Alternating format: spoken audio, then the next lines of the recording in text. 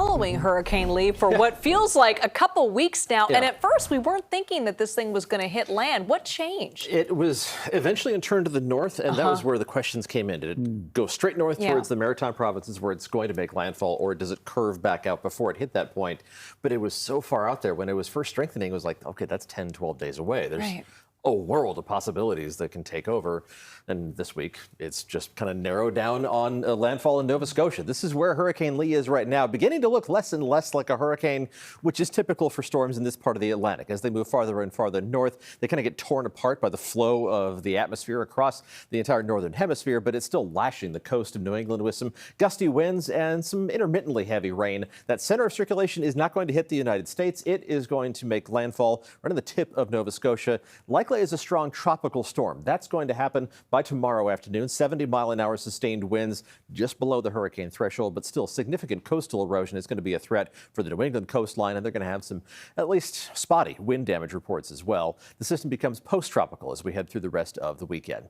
Returning to our weather, it's nice out there. We're talking about a deeper marine layer thanks to the presence of this ripple in the atmosphere that is way off the coast, but it has helped to reduce the weight of the atmosphere on top of us. And as long as it lingers overhead, we're going to have cooler temperatures sticking around over the weekend. The lack of weight of the atmosphere means a deeper marine layer, and it's going to push far inland tonight. The temperature trend for the next 10 days, we stay below average. Even inland spots are going to be well below normal through early next week. And even the warmest day in sight only puts us back up to around average high temperatures. The warmest day happens to be the autumnal equinox, the first day of fall, a week from today. Air quality has not been fantastic today. Hasn't been awful either. We've had a lot of yellow dots jumbled in with the green, so a mix of good and moderate air quality. I think we are going to see some of that being rearranged as we head through the next few days. What little ground level smoke we have is going to get pushed a little bit as we head into Saturday, especially Saturday afternoon and evening. Thinning it out just a little bit. I think still some moderate air quality readings, mostly for the North Bay and inland in the East Bay. But things should improve, I think, to the good quality across the board by the time Sunday rolls around. Seeing the fog in the distance as we look out towards Oakland, where the temperature is 67 degrees, just a couple degrees cooler on the San Francisco side of the bay. Mid-70s in San Jose and Santa Rosa, and right at 80 degrees in both Concord and Livermore.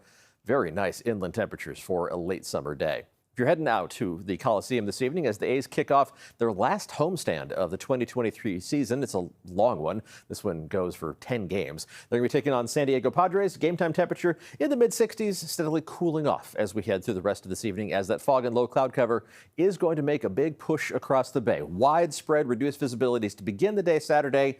Inland, it's not going to last too long, but a little longer than it did earlier this week. That fog does back up towards the coast by lunchtime.